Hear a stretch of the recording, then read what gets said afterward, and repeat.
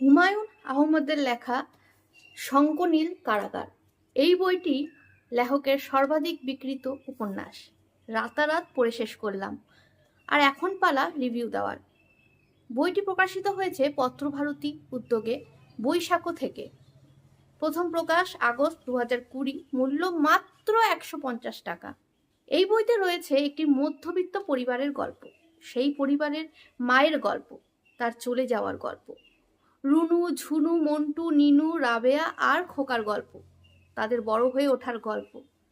তার মাঝেই রুনুর চলে যাওয়ার গল্প, মন্টুর দৈনিক পত্রিকা অফিসের সহ সম্পাদক হওয়ার গল্প, ঝুনুর ছেলে হওয়ার গল্প, নিনুর বেড়ে ওঠার গল্প, খোকার কলেজের প্রফেসর হয়ে ওঠার গল্প, রাবেয়ার গার্লস হোস্টেলের সুপারিনটেন্ডেন্ট হওয়ার গল্প, সবশেষে বাবার হঠাৎ রান্নার বই লেখার গল্প। কিছু মানুষ চলে গেলে কিছু আটকে থাকে না, আবার কিছু মানুষ চলে গেলে সবকিছু যেন স্থির হয়ে যায়। এই তো জীবন। আর এই একটা জীবনে কখনো কখনো রাতে অপূর্ব জ্যোৎস্না হয়, সারা ঘর নরম আলোয় ভাসতে থাকে।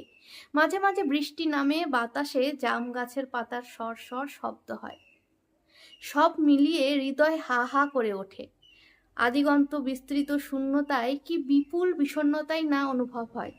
জানালার ওপাশের অন্ধকার থেকে আমার সঙ্গীরা আমায় ডাকে। একদিন যাদের সঙ্গ পেয়ে আজ নিঃসঙ্গতায় ডুবছি। বইটি কেমন লাগলো, মানে আমার রিভিউটি কেমন লাগলো অবশ্যই কমেন্ট করে জানাবেন, এবং কোথা থেকে বসে দেখছেন অবশ্যই জানাবেন। সবার আগে বলবো যে ভিডিওগুলো দেখে রেখে দেবেন না, প্লিজ সাবস্ক্রাইব। কেমন লাগছে নিজেদের মতামত কমেন্টে জানান, আর প্রচুর পরিমাণে শেয়ার করে দিন। ধন্যবাদ।